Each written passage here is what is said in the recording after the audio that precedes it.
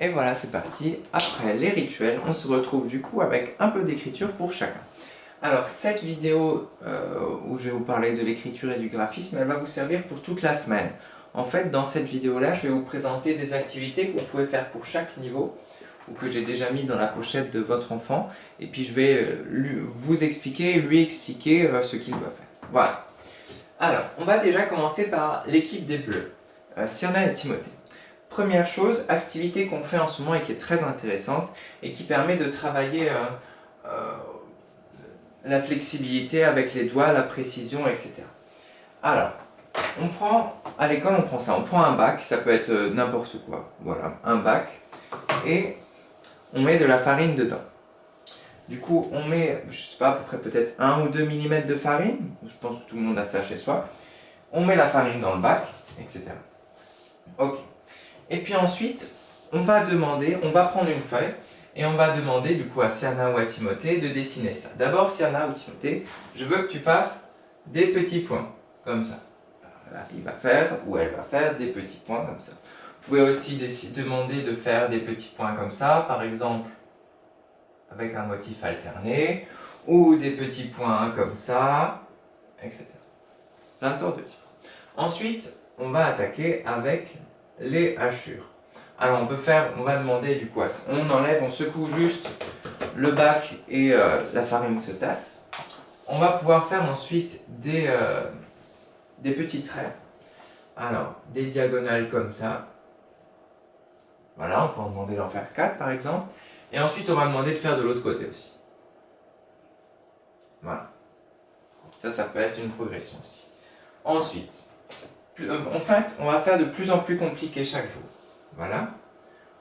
On continue. Cette fois-ci, on a fait des traits comme ça, des traits dans le sens là, des traits obliques comme ça. Maintenant, on va pouvoir faire des lignes brisées. Lignes brisées, c'est-à-dire comme ça. Hop, hop, hop, hop, hop, hop. On peut dire des dents de croco. Voilà. Voilà. Et on peut faire à l'envers aussi. Hop, hop, hop, hop, hop, hop. Voilà. Ensuite, enfin, on peut travailler sur ce qui est peut-être le plus compliqué en ce moment, les courbes. Alors, pour les courbes, moi je vais vous proposer quelque chose. On va prendre des graines que vous avez chez vous. Moi j'ai des graines de pois chiches. On peut prendre des graines de maïs, etc. Qu'on va placer dans le bac, sur la farine. Et en fait, ça va être, du coup, je vais vous montrer là ce qui matérialisera nos petites graines. Ça, c'est les graines. Et on va dire à Sienna ou à Timothée, Sienna ou Timothée, tu vas faire comme en sport, tu vas slalomer avec ton doigt autour des graines. Ça va nous donner ça. Hop, hop, hop, hop. Voilà.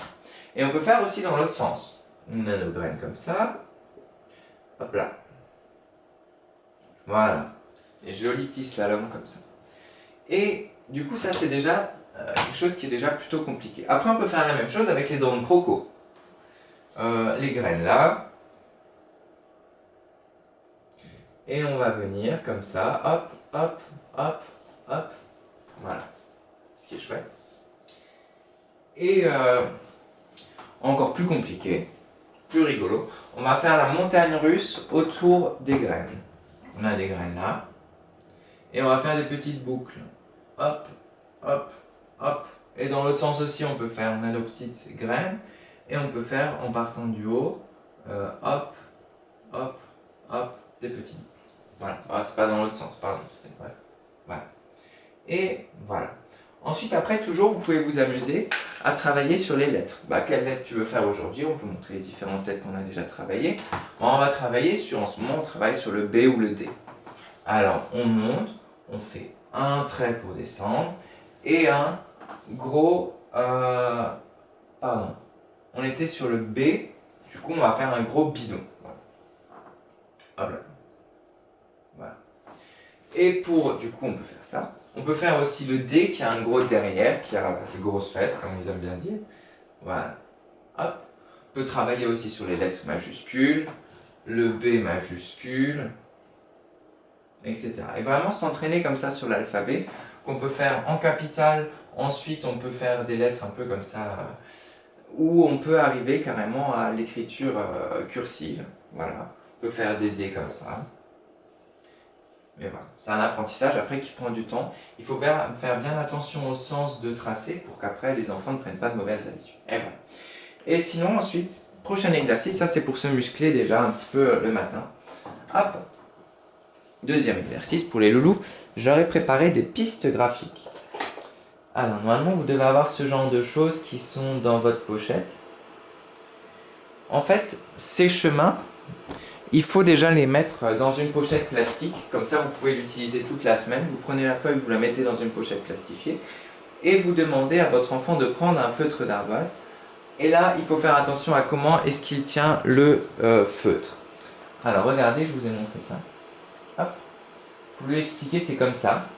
Le feutre, il fait dodo sur le troisième doigt en partant du bas. Premier doigt, deuxième doigt, troisième doigt. Ah, il se couche dessus, il fait dodo. Et puis nous, on va l'attraper avec les deux autres doigts.